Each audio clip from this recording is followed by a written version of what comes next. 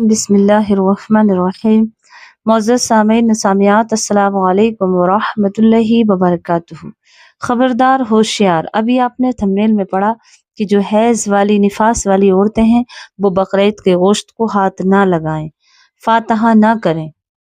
देखिए प्यारी अज़ीज़ों, ये बहुत ही ज़रूरी बात है तो बड़ी कंफ्यूज हो जाती हैं कि कहीं हमें हैज़ ना आ जाए, कहीं हमें पीरियड्स ना आ जाए। और बकरीद के 3 रोज़ होते हैं, तीनों दिन अगर वो नापाक रहीं तो बकरीद का गोश्त किस तरह हम धोएं, किस तरह बनाएं, कैसे फातहा दें।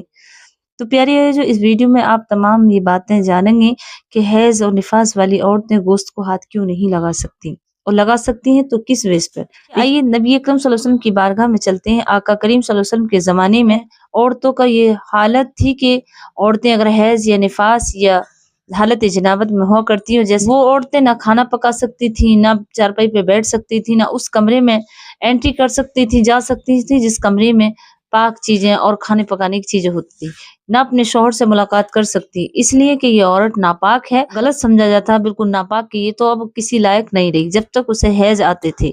तो प्यारी ये जो ये जहालत जमाना की बातें हैं, और मेरे आका करीम सल्लल्लाहु अलैहि वसल्लम ने आयशा सिद्दीक़ा सल्लल्लाहु अलैहि वसल्लम जब हैज और पीरियड्स के दिन आया करते तो आका करीम सल्लल्लाहु अलैहि वसल्लम अपनी बीवी मुबारक के साथ खाना भी खाया करते थे, उनसे बातचीत भी कर और हंसा मजाक और मोहब्बत भरी बातें किया करते थे, उनके बिस्तर पर भी बैठते थे।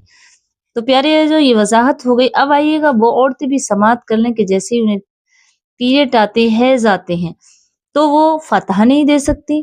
बिल्कुल प्यारी अजी, बिल्कुल हकीकत है कि जो औरतें हैज और निफास वाली हैं वो फातहा नहीं दे सकती, लेकिन एक औरत वो है जो हालत जिनाबत में है। यानी हालत जिनाबत में हुक्म ये है, शरीयत का मसला ये है कि फौरन जल्द से जल्द वो पाकी ताहरत कर सके, ज्यादा टाइम न लगे वरना गुनहगार रहेगी। लेकिन उसे ये हराम नहीं है कि वो किसी चीज को छुएगी तो हराम है या नापाक हो जाएगी वो चीज, इस तरह नहीं है। हाँ, उस पर गुनाह हो जाएंगे अगर वो हालत जिनाबत में है। लेकिन जो औरतें पीरियड में हैज में उनको पीरियड आ रहे हैं और ईद के 3 दिन बकरीद के तीनों दिन उन्हें हैज आए तो क्या अब वो गोश्त नहीं धो सकती?